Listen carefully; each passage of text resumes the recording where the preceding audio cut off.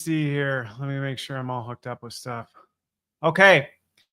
Well, happy Friday, everybody, and welcome to another Future Focused live Q&A where I'm diving into 3 different stories that have occurred over the last week to kind of cut through the noise and talk about what's next at the intersection of business, tech, and people. So I've got 3 big ones this week. I'm going to be talking about Anthropic's latest safety card, their system card that came out, and some of the details in that show that AI knows it's being tested and is changing its responses. So I'll answer some questions related to that.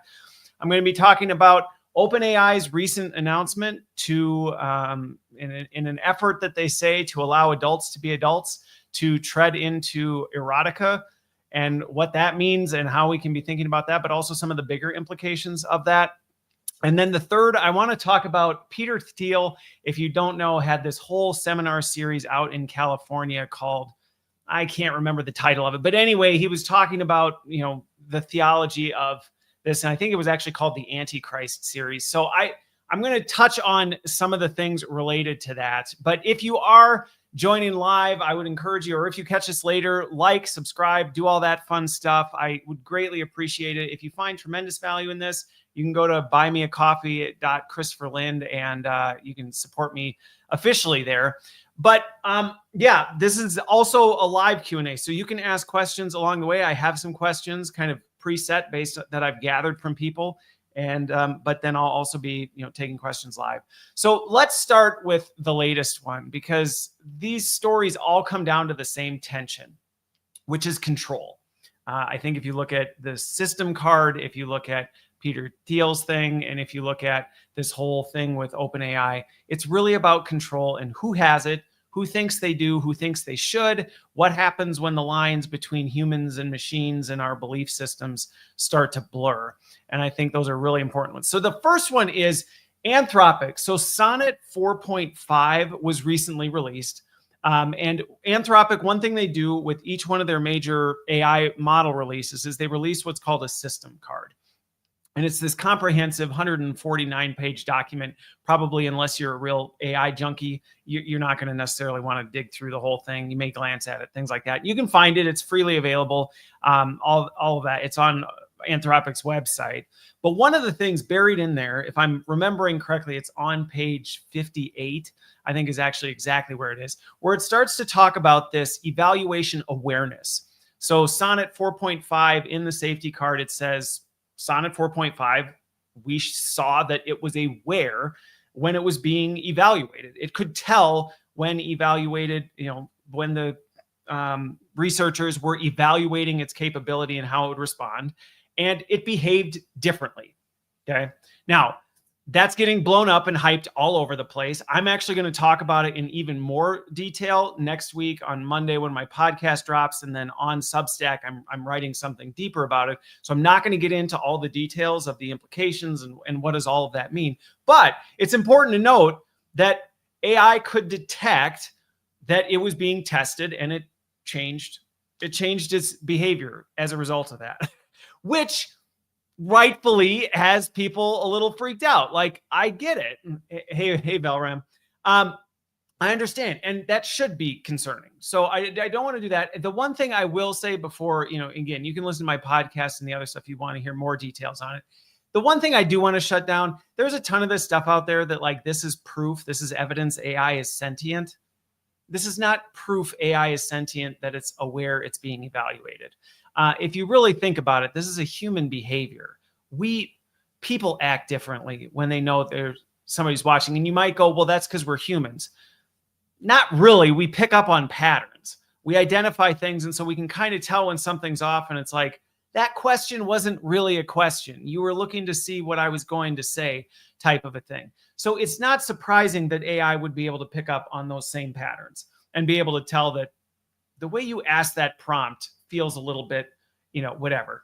And so, I might say I'm not able to do that based on the way you ask a question. So again, that's one of the things that I saw that was like, oh, come on, can we stop saying there's something inside of AI because of this? But anyway, the 3 questions related to this that I kind of put together from my community that were kind of commonly asked was, the first one was this: If AI models can recognize when they're being tested and behave differently, can we still trust these safety results? So when we see a safety card that says, hey, AI performed, 95% of the time it got things right, can we trust that that's accurate if we know that AI can detect when it's being evaluated?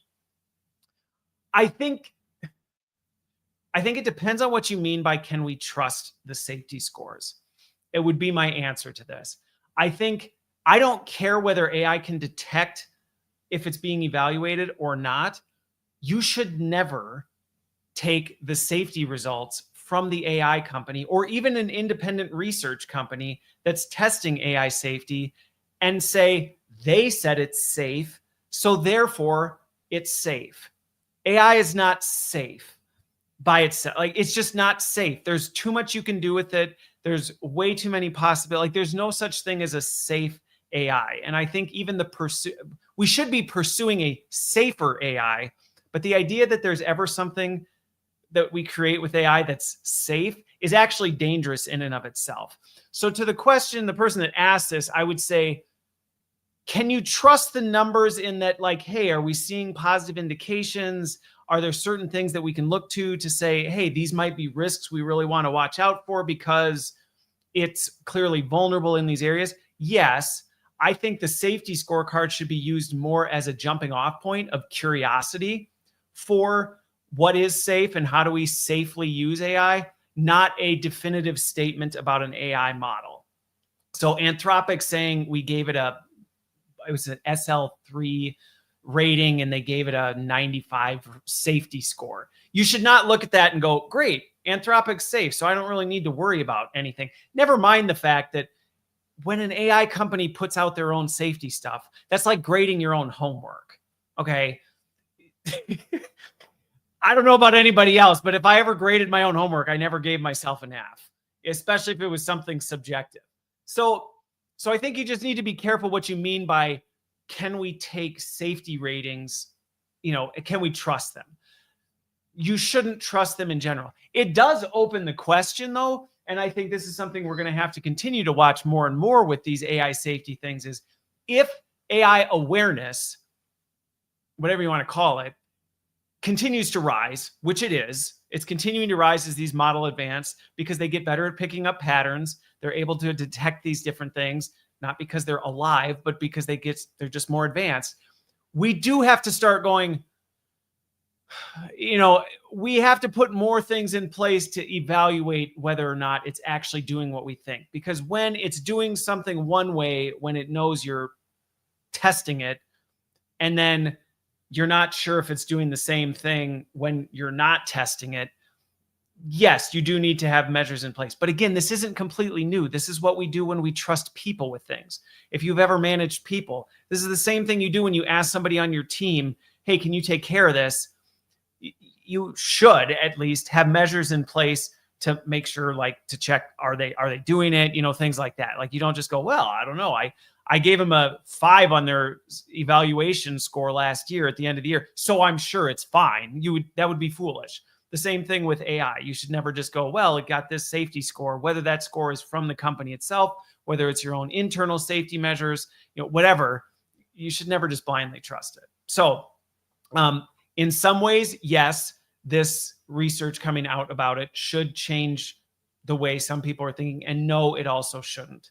And I'm not just trying to not give a clear answer.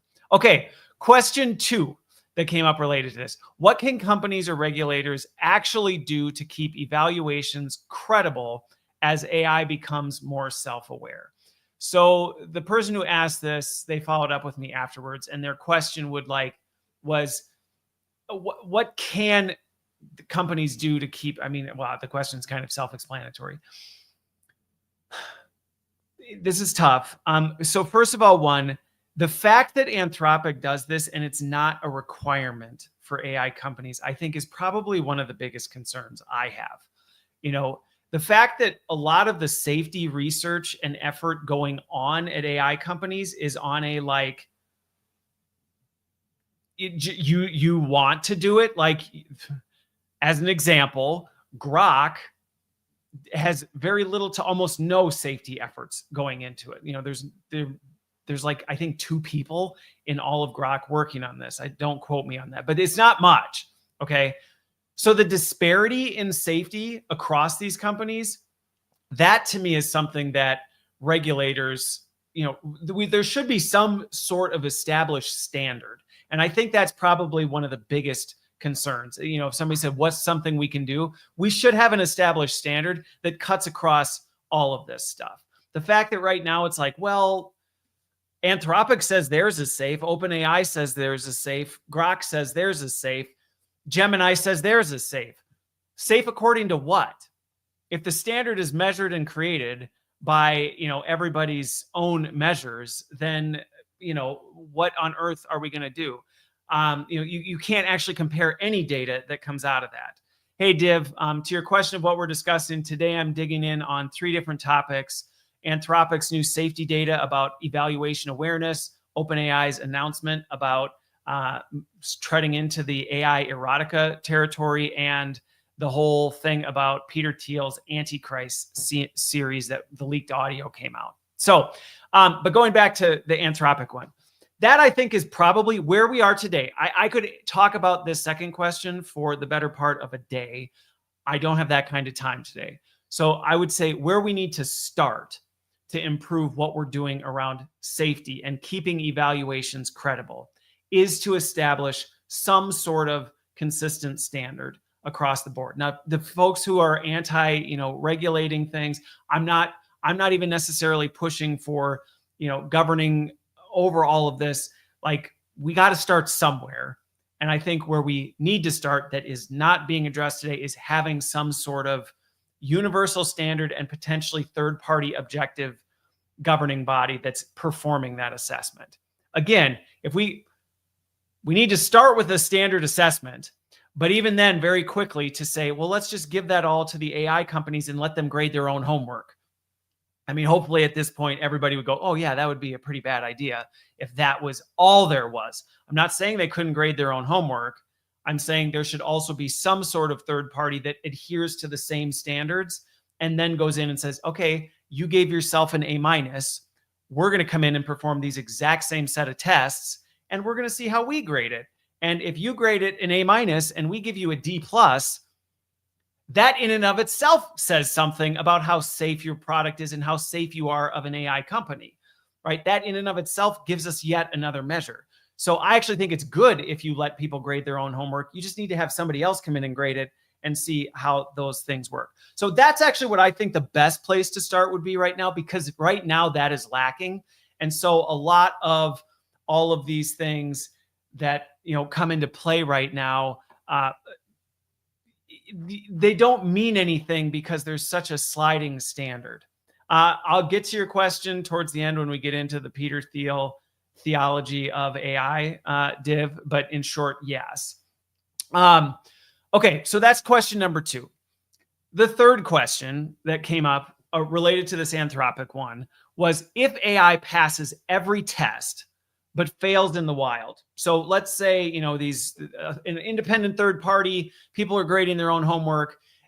The AI is coming back with flying colors, hey, this is great. But then you put it out in the wild and it tanks.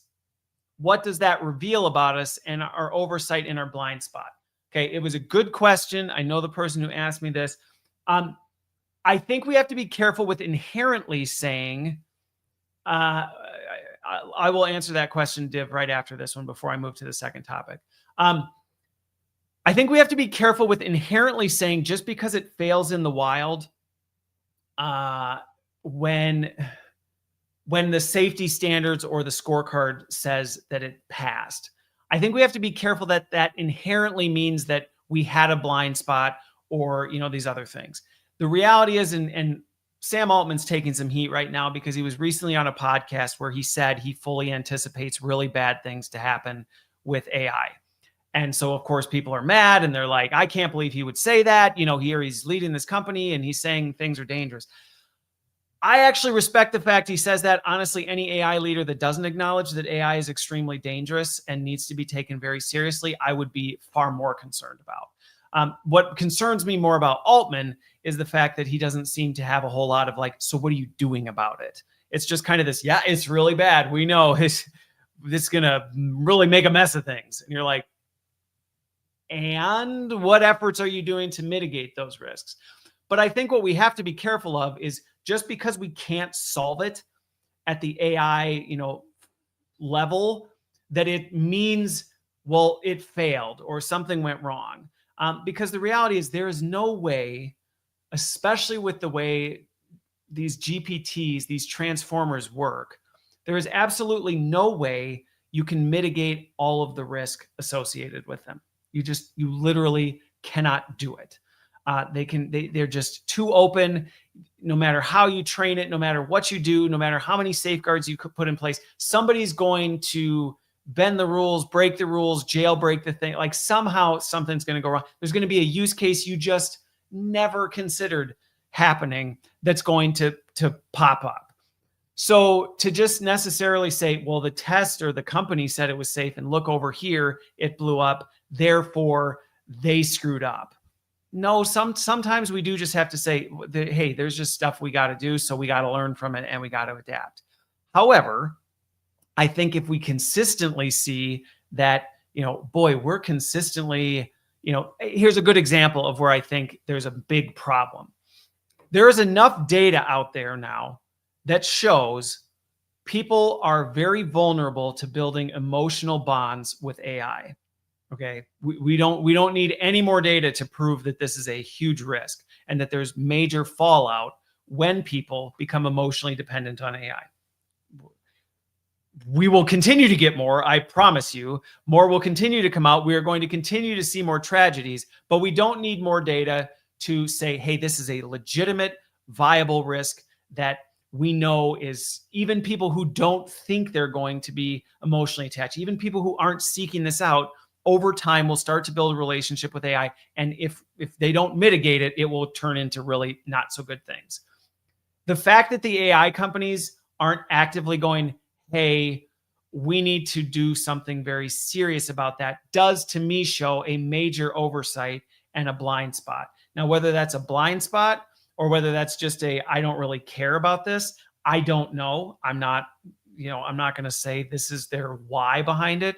But I think that is one of the big concerns. And so when we do see these huge gaps that are consistent between what the AI companies and what the AI, performance standards say and reality.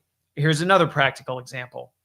The Anthropic CEO said that, I think it was like 6 months ago, he said 50% of all coding in the world or something like that was going to be done by AI, or 90%. I think he said 90%. Was going to be done in the next 6 months. And where we are now, it's not even close to that. Okay. So when you see that kind of gap, it should be like, hey, like we gotta be more aware of these big promises we're making and being unable to deliver on that kind of stuff. But I just think we need to be really careful in going, we should have an expectation that the safety cards, the benchmarks that we have for these platforms, like they should be perfect and trustworthy and consistent. That's not reality. That's not the world we're ever going to get to because of the nature of the tech. I think it's about holding that in balance and tension. Okay, slight deviation from the topics because I do want to answer your question, Div. My opinion on people getting fired by these tech giants saying it's because of AI. This would be a podcast in and of itself. And if you want to hear more of some of my thoughts around some of these things, I actually wrote about it this week because Accenture, in my opinion, made a very not wise move in that they laid 11,000 people off. And their stated reason for it was these people are unreskillable in AI. So slightly different to your question, Div, of like, they got fired because of AI, but actually it was like, well, they don't know how to use AI, so we're getting rid of that. And I have major issues with it in that instance because you can't show me how you're even measuring AI skills. So my opinion on it is, I think it's a far more complicated thing than just, should companies get rid of people as a result of AI? Should they not?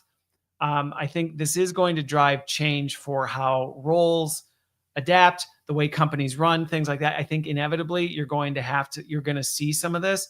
What bothers me is the sheer recklessness associated with it. That's the part that drives me bananas. Is it's a convenient excuse. I think that's the part that burns me up on the inside sometimes, is when I hear things like, well, we're getting rid of people as a result of AI. And you go, well, prove it. Like, what do you even mean by that?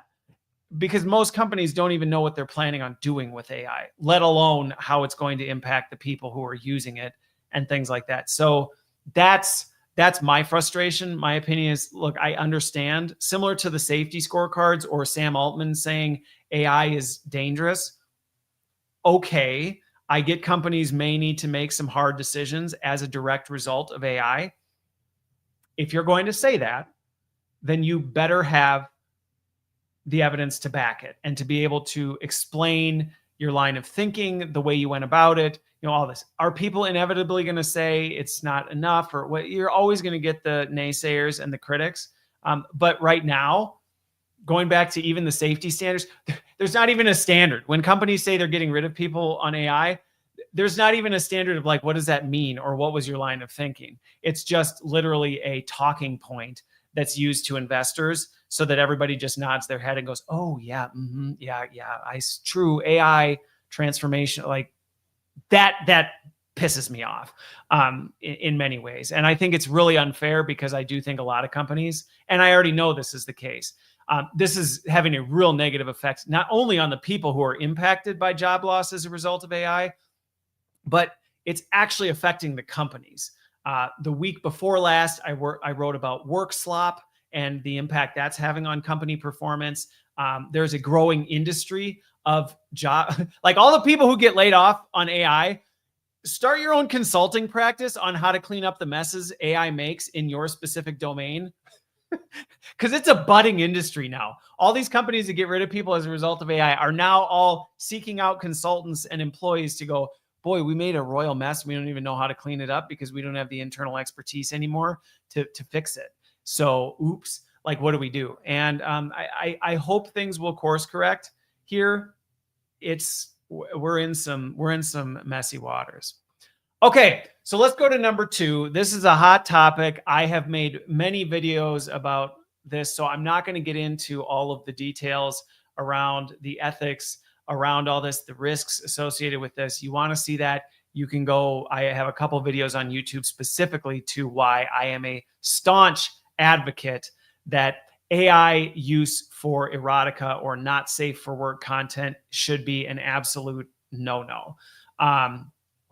And the reason for it is not just some, if you know my worldview, I'm coming from a Christian world. It's not just some, the Bible says, or some morality police.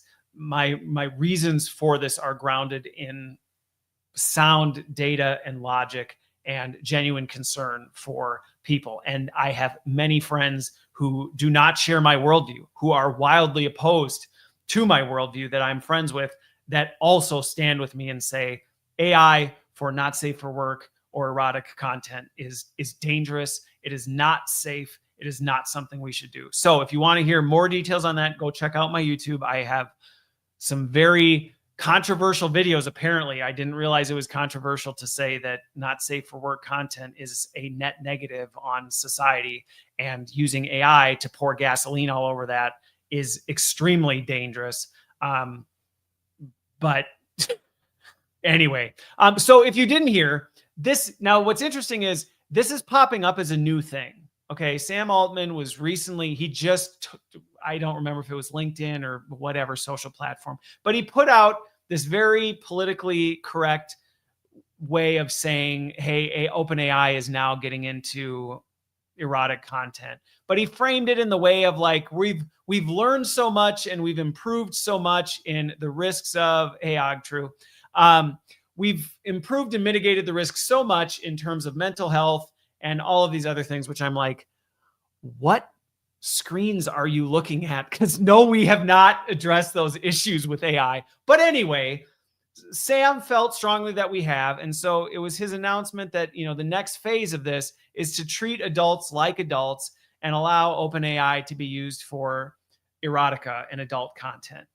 And as you can imagine, this is blowing up all over the place. for a multitude of different reasons.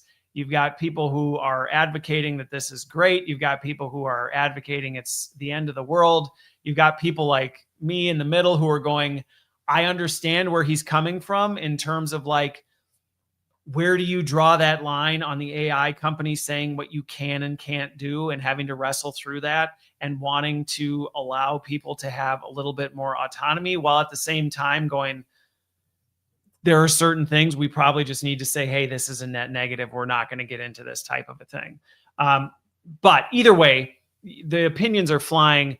And to your point, Og, it's true. The challenge that he's facing is OpenAI is hemorrhaging cash. Despite all of their investors, despite all this stuff, they are hemorrhaging cash and they are looking for any way possible. And the reality is the not safe for work, the adult content business is it's ripe with cash and people will pay boatloads of money for it type of a thing. And I'm sure there's a whole industry just begging Sam to let them use his model for the work that they're doing. And he's to date been saying, no, we don't do that. We're not allowing it, or at least that's the public thing. So I understand the temptation to allow it and go, well, hey, it's not my fault. You know, we're just letting this capability be used. This is going to go not well at all. But the questions, so the 3 questions that came through from my community on this, and again, my goal with this is not to sit and argue over the, you know, is it okay or not okay type of a thing. I have a very strong perspective on it, but it's not just based in some shallow answer of like, you know, because of this.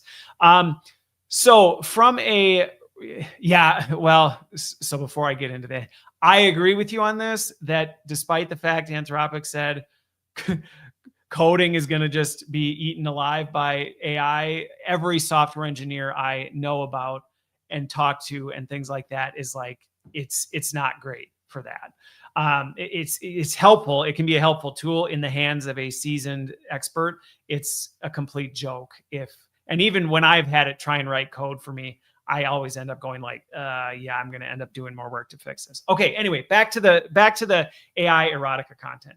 So one of the questions that came through from a risk standpoint, what do you think the biggest challenge in letting this kind of content and any system in place make it safe enough? Okay, I just talked about AI safety and all of the risks of things like that. This is why I think opening the door to AI adult content from any capacity, there's not a way to make it safe. There's not a way to make it safe. There just isn't. And I think that's the problem is, well, Sam says, well, we're just letting adults be adults. Sam, I guarantee right now there's not even a single way you can verify that the people using it for that purpose are consenting adults. There's no way you can. And the second you open the door for this, the ability to jailbreak and exploit it and do all sorts of things, like you can't contain this. And we already know the risks to children with AI. So now you're saying we're going to make this like, we're literally going to add a capability into this that we know is dangerous to children, and we still have not figured out how to filter its use to children. Like that in and of itself is a huge problem. And so I think the real challenge to why should we just say, hey, like AI for AI content? No, we're not going to get there, is the fact that you can't control it. You just can't control it. And I will not hear, but if I will argue till the cows come home that it is a net negative, no matter what you think, no matter what your position is, no matter whether you think, hey, it's fine if people do it on their own time or not. The reality is it's not adding a benefit at all. Like you can't say this is a net positive in any circumstances. And I will tell you, there are very few things that I will actually stand on a soapbox and say, this has no redeeming qualities whatsoever. And so when you throw something that has zero net positives for anyone and go, well, we're going to open it up to that. There's a reason you can't go to AI to ask it how to make chemical weapons or to ask it how to build nuclear weapons. Or there's a reason, because people go, okay, this is not things that people should have access to because we know how dangerous it is. And there's no neutral reason to do it. And even still, they know that people are jailbreaking these models and using it to find that stuff. They can't contain that. And that stuff that is literally protected, government, like if it even tries to detect that you're doing it, it'll shut it down. So, and they can't contain that. And I would put adult content in that same category. Now you may go, you can't blow up the world with it. That's true. I think that's actually what makes it more sinister, is the fact that it is extremely insidious and you don't even see it until the harm's already been done. So, and like I said, I have people who have wildly different worldviews than me on this. And we still come forward and unite around the table that we say, this is a net negative on society. This is not something we should be looking to add AI to. And naturally that blows up the arguments of people going, so you're saying you should ban it and all this. I'm like, that's not what I'm saying. What I'm saying is we do not need to add AI to something that is already as prevalent, is already a cancer on society. Like AI is not going to make it better. It's only going to make it worse because AI is an amplifier. And so putting AI on this is a problem. And so Sam trying to couch it in the, well, but we're going to make it only accessible to verifiable users. Sam, go have a conversation with Elon about how their not safe for work chatbot is going. Like, go ask them that and they don't care. Elon bragged about it, but go ask if they tried to rein it in, how they would even go about doing it. And I guarantee they'd go, well, we can't. There's absolutely no way we can police this. There's absolutely no way we can do anything about it. Once it's out in the wild, we can't rein it back in. And I think this is why, if anything, I'm not a big fan of like people uniting. Let me be careful how I say this. I think we need to be discerning about when we get together and all link arms and like shout and scream and say, hey, we are not okay with this. Because a lot of times when there's not a clear, so what do you want? It's just confusing. It's just noise. People coming together and uniting and saying, we are not okay with not safe for work or erotic content becoming part of these major AI models. Because the reality is you can't govern it. You can't make it safe. The other thing, going back to the original question, what's one of the biggest challenges is that once you turn on and approve and authorize not safe for work or erotic content for a specific audience, you cannot stop it from bleeding into things that aren't that. There's no way you can turn it off and go, well, okay, we only want it to work in these situations. We only want it to work with these users. You can't.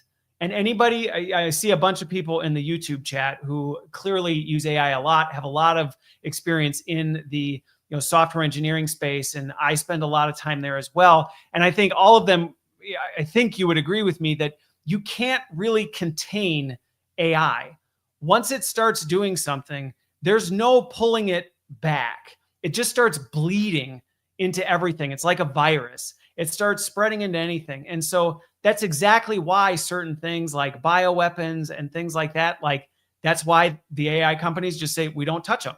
We don't touch it. We don't allow it. We don't have, certain authorization codes for doing it. Now, whether they're doing it with the government or whatever, well, that's a different story.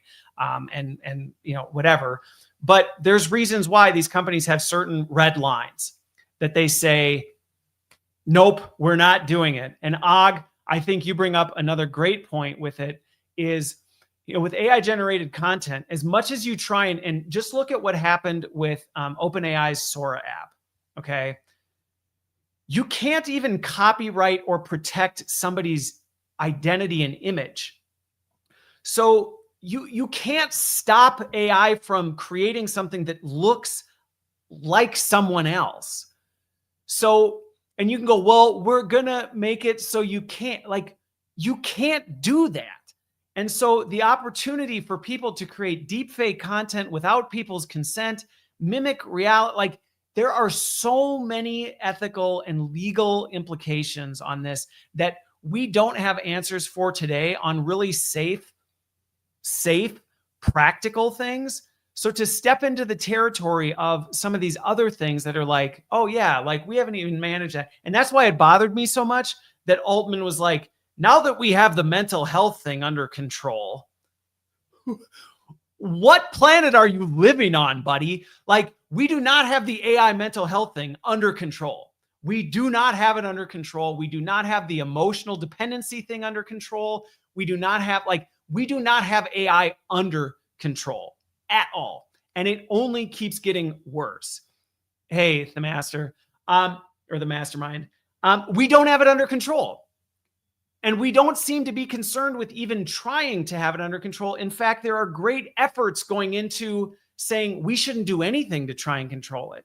I mean, here in the US, we just tried to pass, it didn't go through, thank goodness, but we just tried to pass legislation to say you can't stop AI for anything for 10 years.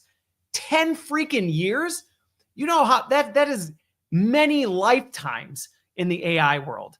So right now, we are already in an environment where we are hesitant to restrict anything. We're hesitant to put safeguards on anything. We're hesitant to have any sort of like, hey, let's be careful at least. So to say we've mastered this and now we want to tread into territory that from the beginning, all the big AI companies said, we will not touch this. We will not touch adult content. And in fact, we will do whatever we can to safeguard against it because we know what the risks are and we're not gonna tread into that water.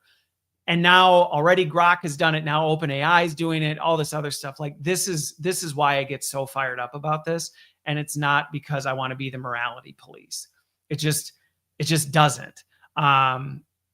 Yes, and Og, you're spot on with that. Like the dopamine loop of erotic content and interactions is so addictive. Like it's. And this is where I say, I talk to people who have wildly different worldviews than me, and they agree. They're like, this is worse than drugs. Like, this is worse than some of the most addictive drugs on the planet because the hit people get from it and the addiction that they get from it is so dangerous. Now, here's another one that nobody is talking about right now is the kind of data harvesting that would come from this is extremely concerning. Like I think about how many people blush when it comes to even talking about anything related to something sexual or anything like that. Like people get embarrassed to talk about that in general. And yet you're going to have a conversation with a machine that is literally harvesting every word, everything you do, and going to somewhere that can be summoned, it can be subpoenaed, it can be leaked, it can show up in a Google. Like, are you for real? Like, we cannot contain this now. And you, in addition to the addictive nature of it, you can't even secure what people are doing. And you're going to add something like this. But again, I know where the temptation is coming from the companies. One, it's a boatload of cash. Two, they want you hooked on their tech because the more you're on it, the more data they're gathering about you, the more they're learning about you, the more ways they know what influences you, the more ways they know how, right? All this stuff. And so if they can get you to literally interact and invite you into quite possibly one of the most intimate things of your life, which would be your sexual life, of course they want it. Of course they want to get you hooked on their version of it. And the loss of that is concerning to them. But we need to recognize that for what it is and go, no, we're not okay with this. And so I don't know that we can stop the AI companies from doing it. I think this might be an area we really should make a stink about it and go, no, but it is an area that if you so much as even think of like treading in, it's like if somebody came and offered you meth and was like, hey, do you want to just try it once? I'd be like, no, don't. Because there's no way you know what's going to happen and whether you're going to be able to get off that stuff. And when it comes to AI and just how personal and insidious and powerful AI, you do not want to tread in this. So, okay. So question 2 that I got related to this was how might this treating adults more like adults? Okay. So this is related to the erotic content, but also just in general,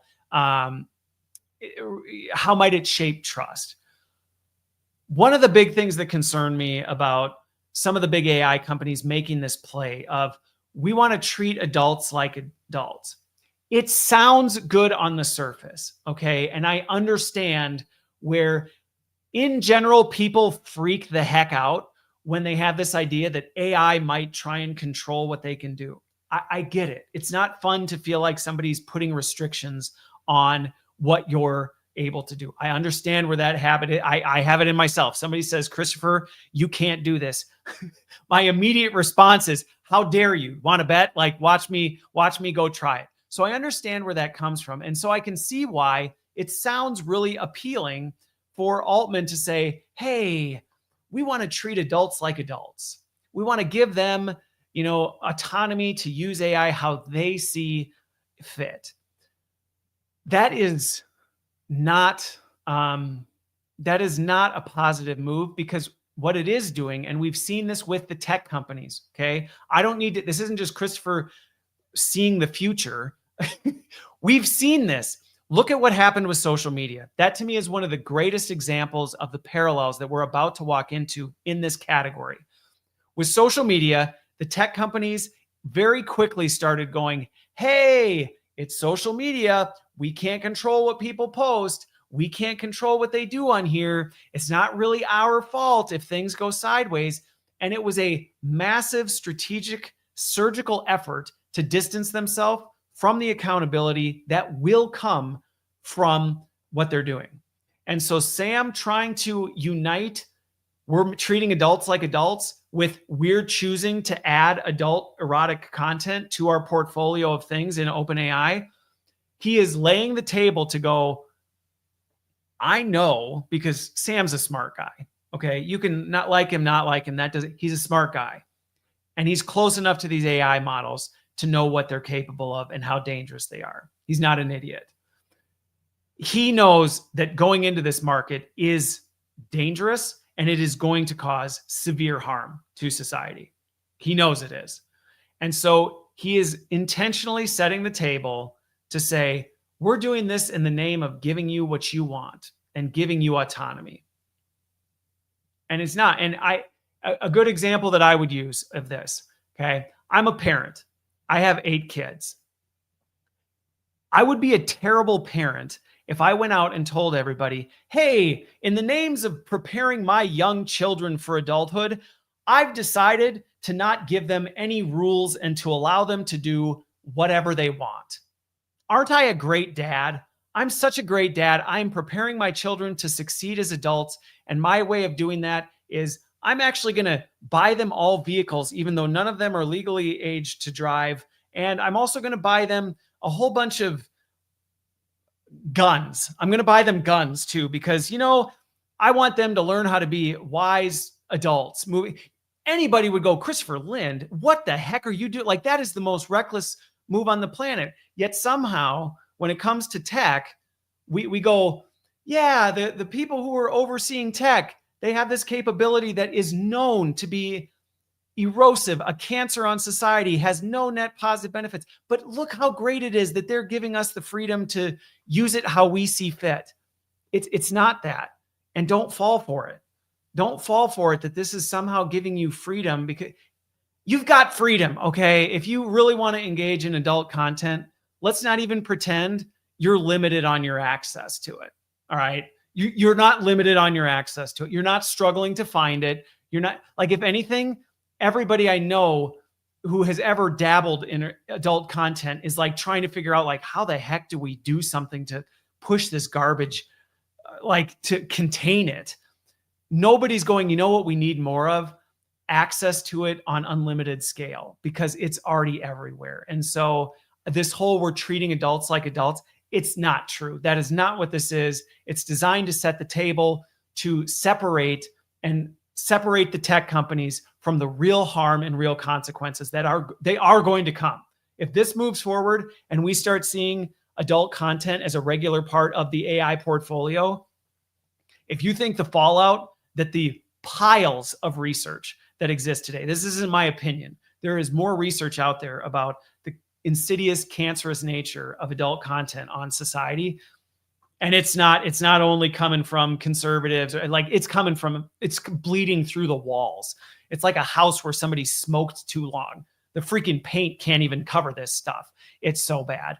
And if you think that the AI company is going, hey, this is a net positive, we want to treat you like adults, it's not, and do not fall for it.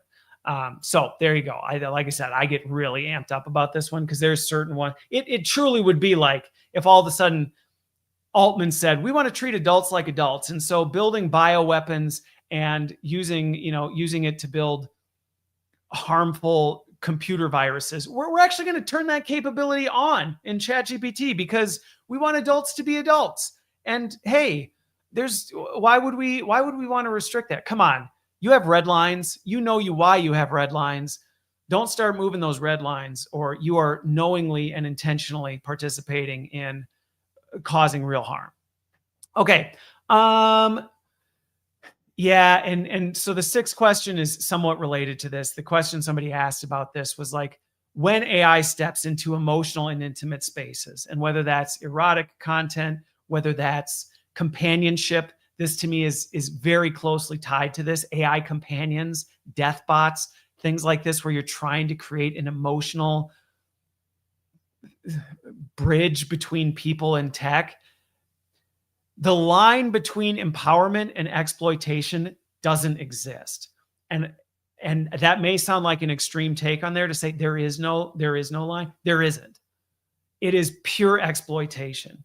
And that doesn't mean that I think every person who is out there that says, hey, I think there's room for AI companions. I think there's room for AI content. I think there's room for, stuff like that. I'm not saying those people as a whole are not concerned and every single one of them wants to exploit people. I think there are people who genuinely do not understand the risks, who genuinely think they're helping, that don't realize they're causing harm. So I want to be really careful. And, we already live in a very divided, like hairpin trigger world right now. We don't need more people going, wait, what? You support this? Therefore you're and then we just vomit vitriol at them. That's not what I'm talking about. I do think there are people that genuinely are not intending to exploit people when they create some of these emotional and intimate AI tools. But the reality is, it is exploitation. It is exploitation, whether you realize it or not. And I think that's part of why a big part of my platform is helping people understand the implications of this stuff. Because I may not be able to fix it, but if I can even get one AI founder, one AI tech company to reconsider, to maybe go, you know what, that is true. That is exploitative in nature, and it's not an area we want to get into. Then I consider it a win. Because like I said, you're harvesting precious data on people that don't realize it. You say you're treating people like adults, but all you have to do is look at the data and you can quickly tell people do not have the AI literacy to understand what they're signing up for. They don't know what they're doing. And we see this with the countless examples of people making really stupid, foolish mistakes with AI, not because they're desperate, but because they just don't know. And so if you start treading into AI emotional and intimate spaces, you are exploiting people. You are. And like I said, that's not a judgment on the people doing it. It's the nature of the behavior is exploitative. And we just need more people to recognize it as that, because if we do, less of it will happen. Will we fix the problem? No, we live in a broken world and it's going to happen. And I hate that. And I wish it didn't. But if we can at least get more people to recognize the exploitative nature of using AI in emotional capacities, we can at least say, okay, hey, like we got more people saying, let's slow things down. Now, Og, oh boy, as a dad, this one fires me up. So I don't know even how much I'm going to get into it. But yes, when it comes to the social consequences and the exploitation of erotica and kids and all this stuff, and even getting into, how do you even govern if content is of age? The content you're creating, how do you even govern if it's of age? Because now it's not a real person. So, like, it's just like, this is just so bad on so many levels. And we have so little control over AI as it stands today. We just need to all link arms, regardless of your worldview, regardless of your opinion on AI or erotic content in general. We do just all need to come together and say, AI's use in it, not cool. Like, we're not okay with it. We don't support it. We're not in favor of it. We need to walk this one back. And nobody wants any of this because it's just too dangerous. Okay. Clearly I'm getting a little animated because my voice is starting to go on me here. So let's transition to number 3. Okay.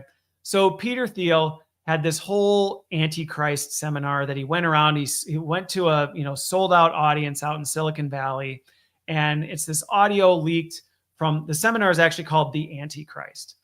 Okay, and he in it, because the audio leaked, is what happened. And this whole thing is this blend of tech policy and theology together. And basically the goal of it is to basically say, if we do this wrong, the Antichrist, we're creating, we need to shape AI in our image to have control over things, or the Antichrist wins. So as you can imagine, regardless of your worldview, you probably are familiar with terms of like Antichrist, the one that's going to come in the apocalypse and going to, end the world. And for those of you who don't know, I'm coming at this from a Christian worldview. So I've spent many hours thinking about the depths of what this stuff means. And I'm not getting into that on here. You can follow me on Substack if you want, to learn more about that kind of stuff. But what really concerns me about this and bothers me greatly, even as somebody coming from a Christian worldview, is this is exploitative in nature. And I see what he's doing with this for what it is, which basically he's trying to say, you need to adhere to my ideology, because if not, basically you're uniting forces with the Antichrist, or basically you're in league with evil as a whole. And it's all based on this weaponizing of theology to force and manipulate people into adhering to your ideology. And the ironic part is he tries to use a lot of Christian theology in this whole The Antichrist seminar series, which is ironic because none of it actually checks out with the Bible. And that's the part, well, let me say this. There are parts of it where he takes like a glimmer of something that could be interpreted a certain way, and then he blows it up into something that you're like, that is not even at all what is in there. And you can very quickly see that, it's being used to drive his eye. Like, I'm not even going to get into it because it just bothers me on like such a deep level, because it's such an abuse of religion and theology to try and control people who are they're lost. And there's a lot of people in Silicon Valley right now, because of what's happening with AI and because of how powerful it is, and because they aren't sure how the future is going to play out. And many of the people I know in leading roles out in Silicon Valley, they're scared to death. They truly are scared to death. They're building doomsday bunkers. Many of them are convinced that we're not going to make it past 2030. Many of them are convinced that we are creating a superior species that is going to wipe out humanity or enslave us, which is so weird because they're also building it, right? The disconnect is crazy. But what Peter's doing in this is he's exploiting that by creating and bringing his own ideology and then trying to give it the authority of Christian theology. And he's trying to go, see these fears you have, this lack of clarity you have. Look, the Bible explains it. But then what he presents isn't actually related to that. And it bothers me on a core level because it's such a misrepresentation. And the fact it was to a sold out audience and it was packed and it was filled with very powerful, influential people is extremely concerning, because one, it shows how many of the people building the tech that is transforming and shaping the future of society are not sure about anything, right? To use a biblical analogy, they're standing on shifting sand. They recognize, boy, we're building something and we have no idea where this is going and we are scared for our lives.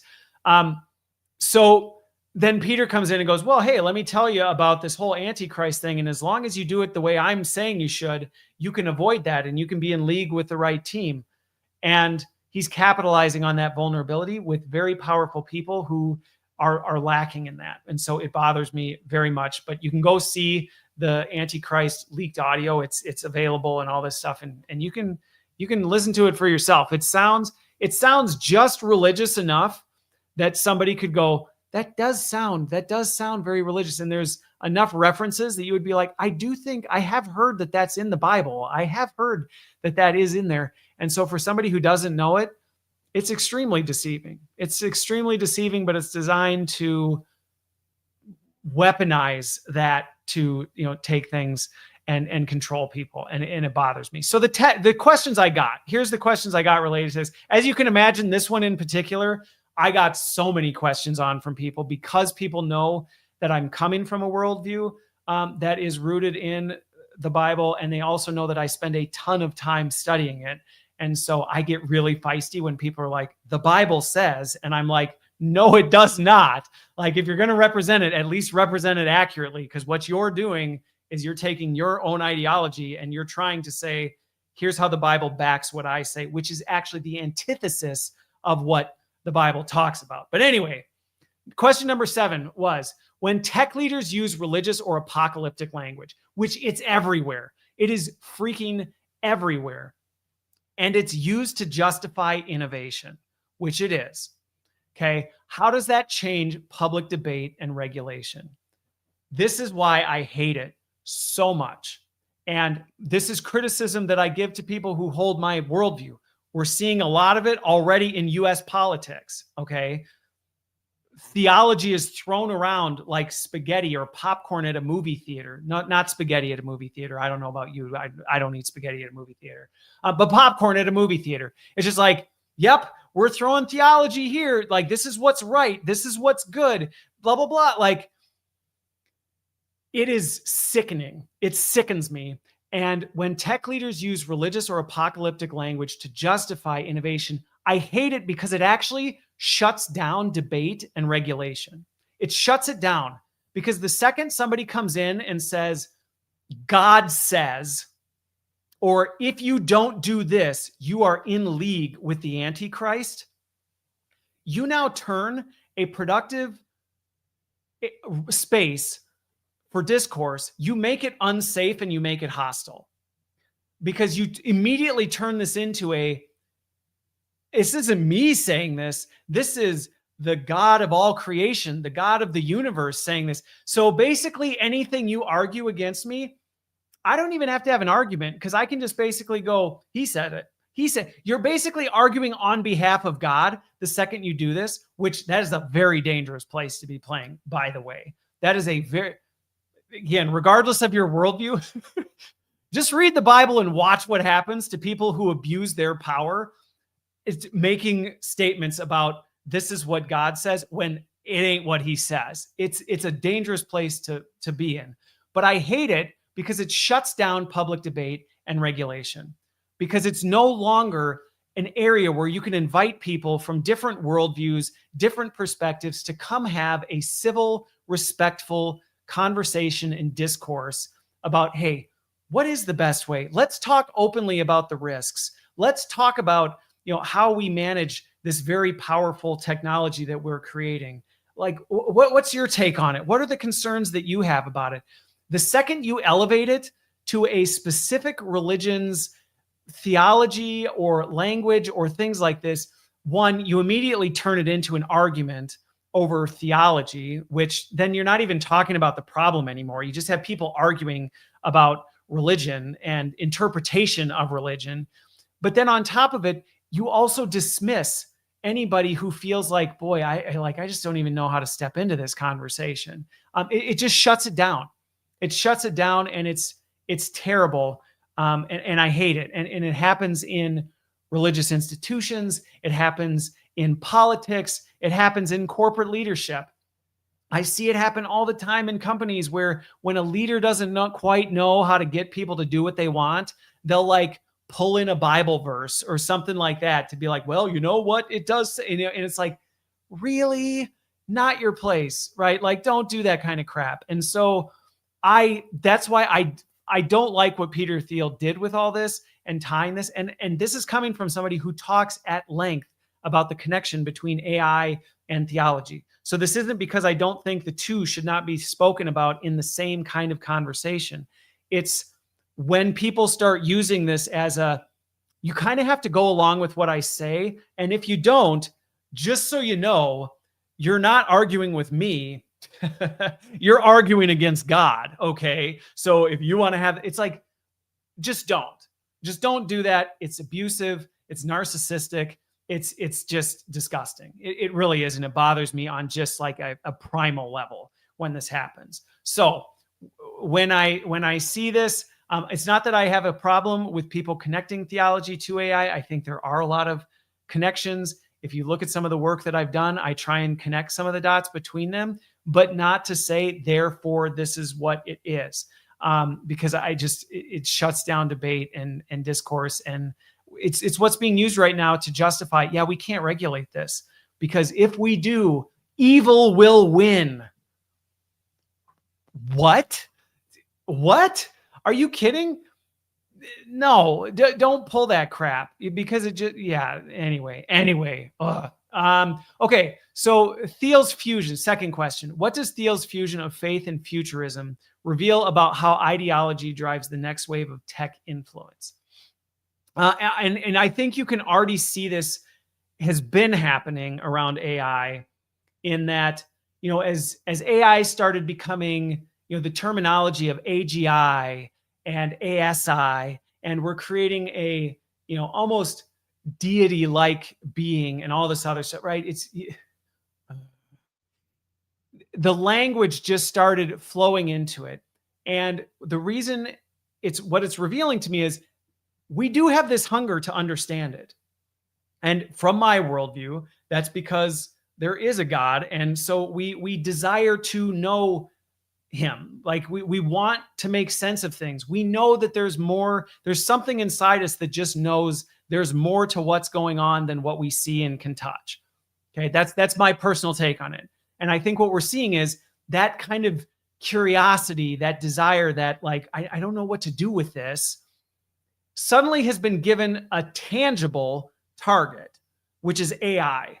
We go, all this like weird, like supernatural stuff that we can't quite explain. We are uncomfortable with, but we know there's something to it, but we're not really sure. I know, let's make AI the target of that. And suddenly now, instead of actually talking, discussing, exploring, like now we're like targeting it. And now it's about, now we got to get everybody to believe that, because if we can get everybody to believe that, then it's much easier to, one, like you said, Og, we can silence anybody who doesn't agree with us, because now they're not disagreeing with data, research, facts, and people. They're arguing against God. And so therefore we can dismiss anything they say. We don't even have to have evidence to support it. We can just say, thus saith the Lord, shut up, and we end the conversation. And so that's what I'm already seeing with a lot of this. It's coming from what I would actually say is a good place. If you look at the statistics all around the world, there's this growing desire to understand, like, man, what is really going on? This world we're living in is wild, and I can't make sense of it. And where does it all go? But what I don't like is that's now being seen by powerful people as a tool that can be used to control things. And that's why I said at the very beginning, these three topics I'm talking about today, they all have this red thread of control. It's about control by people who want control, some for nefarious purposes. Some do. Some just truly think they know what the best answer is. And so they're going to try and make people come on board with their best answer. And they think they're doing the right thing. But at the end of the day, what is the second you start compromising and start doing whatever it takes because the ends justifies the means, you're treading in really dangerous territory. And that's what I'm seeing happening with this fusion of faith and theology. I think there is some legitimate, like, hey, I'm hungry for this. I'm trying to figure this out. And I'm seeing some things with technology and AI that are making me question things I've never had to question before. People's identities are just being blown up left and right. Everything they thought they knew is being completely destroyed. And they're like, I feel lost. So I understand and think it's coming from a good place sometimes, what people are doing. The problem is, whenever that kind of stuff happens, there's always people with money, dollar symbols in their eyes. And they're like, we can make a lot of money if we can do this. And we can control a lot of vulnerable people if we can make this work to our advantage. And that's what I think is the next wave of tech influence. I think we're going to continue to see as this grows. You just watch the number of, I wrote about it, I think a year or two ago. It's been a while now. I wrote The Rise of Robotheism. You can Google it. It'll show up. It's on my Substack. This whole idea that AI is a divine, a deity, an entity that, is going to save humanity, like that is already being propped up and positioned. And you just watch. The next wave of tech influence is going to be people who are going to start proclaiming that salvation comes to you through AI. And if you know anything about AI and what it does and how it works, you know that is shaky ground to be building your foundation on. Because the other thing is, you're not actually building the foundation on the tech. That's the thing. I say it all the time. AI is not its own thing. It's being driven by someone. So if you actually put your faith in AI, you're putting your faith in whoever's controlling that AI. That's what you're doing.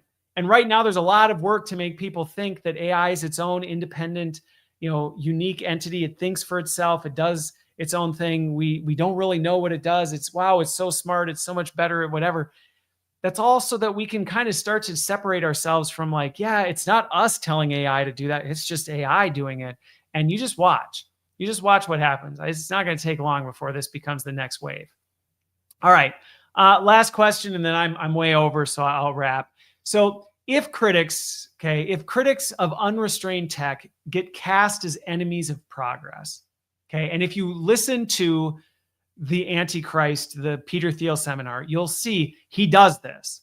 He literally names people, which to me is like the biggest red flag ever. Anytime anybody, I don't care who they are, the second somebody goes, that person is the Antichrist, you just might want to turn your earbuds off. When somebody says this person is the Antichrist, they don't have your best interest in mind. They don't like somebody, and they want to try and influence as many people as possible to hate that person too. And that's exactly what you see in this. There are multiple people named in Peter Thiel's seminar series. He calls them out by name, and he literally says, these people are the Antichrist. I mean, and you're like, based on what? And he names criteria that you're just like, you think that's what makes them the Antichrist? Like, I can name 2 billion people that meet that criteria. Like, what criteria did you use to do that? But if you listen to the whole series, you'll see he's framing a very specific ideology that is tied to all of this. And there are certain people who stand in opposition to his ideology. And so therefore, they have to be deemed and branded the Antichrist, because then defeating and destroying them isn't just a thing that furthers the progress of what you're trying to do. It is a matter of right and wrong. They are a evil to be dealt with. And it sickens me. It literally sickens me when I see, yeah, boss, I'm not even going to touch that one. Yes. I'll pull this one up, boss, because I appreciate it. Yeah. Okay. This is a very commonplace thing right now. Okay. So I don't want to just dog on Peter Thiel and what he's doing in his seminar, The Antichrist. This is like the thing everybody does right now. Somebody I don't like, they're the Antichrist. Somebody I don't like, I'm going to slap, they're a that label. And we just slap a label on them. And it is so horrible. This whole week on LinkedIn, I went on a rampage about how much I hate the fact that Accenture labeled thousands of people, tens of thousands of people, unreskillable in AI. That is awful, to sew a scarlet letter onto people and say, you are a dud. You are incapable of being what the future of work looks like. And then going, based on what? And they go, oh, well, we just made the term up in a meeting because it was really convenient before the shareholder meeting. And you're like, like, you want to see me get pissed off. This is the kind of stuff. So again, this is what you see with Peter Thiel. He's playing the same game that so many people in power are right now, which is, I'm going to add a level of theology to what I'm saying. I'm just talking about something, like AI regulation. And I'm going to elevate it by saying, oh, actually, this is a matter of good and evil. And then you take it to the next level and you go, well, like, who's the good team and who's the bad team? Well, it's hard for me to say, but let me list off 7 people that I know are the Antichrist. And you're like, wow, we just went in a wild direction. And if you don't see that kind of behavior is insidious and toxic and destroys the fabric of humanity and just tears us apart, like, I don't know what to tell you. So when I see critics of unrestrained tech, and believe me, there are people I disagree with vehemently. I mean, if you can't tell by how animated I get, I have strong opinions on things. I have deep-seated beliefs in certain things, but I am very intentional about not looking at somebody who has a different view than me as an enemy to be defeated. Because the second you start seeing somebody who thinks differently as an enemy to be defeated, the whole conversation goes out the window. And this now becomes a matter of exploitation and control and abuse of power and all this stuff. This goes sideways so fast.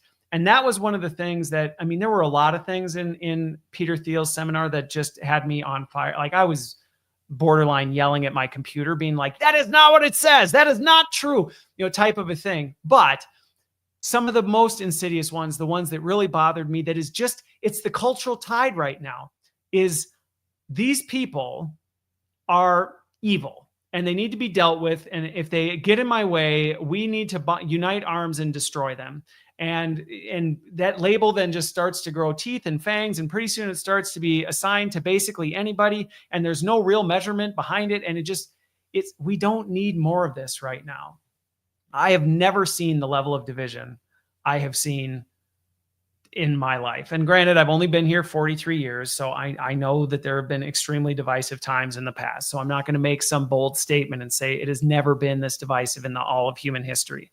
Well, I would have to have been around for all of human history to say that. And theologically, I firmly believe nothing new is under the sun. So, like, while it all seems new, it's just different patterns, different things.